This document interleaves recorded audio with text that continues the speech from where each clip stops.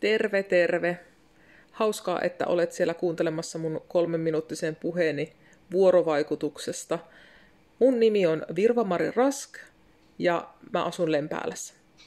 Mä toimin koneen asentajana tällä hetkellä ja mun tavoite on jonain päivänä olla yhteisöpedagogi, kenties työyhteisökehittäjänä. Tosiaan mun nykyinen työtehtävä on koneenasentaja ja mun työyhteisö on 98%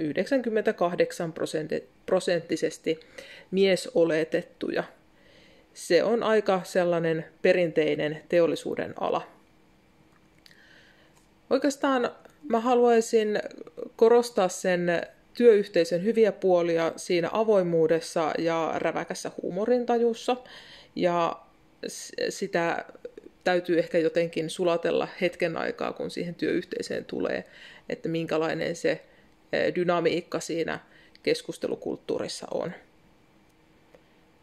Mä olen oppinut sen, että meidän työyhteisössä se sama lause omalle esimiehelle tai ylemmälle esimiehelle ei välttämättä toimi sitten kollegalle. Eli täytyy ehkä niin kuin viedä se sellaiselle niin kuin suorasukaisemmalle tavalle tai suorasukaisempaan muotoon siinä vaiheessa, kun puhutaan sille kollegalle siinä vieressä. Ja mä viestin siellä hyvin paljon niin kuin yksi yhdelle. Ja mä olen myös meidän ammattiosaston puheenjohtaja, mutta myös luottamustoimessa työpaikalla. Ammattiosaston puheenjohtajana mä viestin tosi monelle, mutta meidän työpaikalla luottamusmiehenä siellä myös tehdään sitä viestintää ja kommunikaatiota minä monelle ja taas sitten meidän luottamusmiesorganisaatio yhdessä viestii monille, mutta myös yksittäisille henkilöille.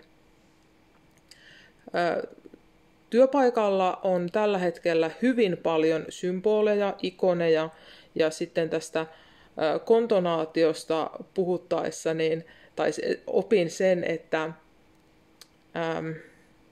meidän huumorintaju kiteytyy hyvin pitkälti siihen, että vaikka me ymmärrämme ikonien tärkeyden ja symbolien tärkeyden, niin niistä väännetään aika paljon huumoria sitten, kun se hetki tulee. Eli käytännön huumori on meidän kommunikaatiossa tosi vahvana.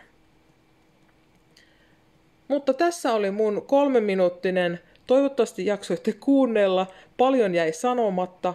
Ja se, että tosiaan haluan korostaa sitä, että paljon uusia termejä ja tosi mielenkiintoista, vaikka mä oon puhunut paljon ja monissa paikoissa monille ihmisille, niin tämä aihe teoriana kiinnostaa tosi paljon. Kiitos. Terve!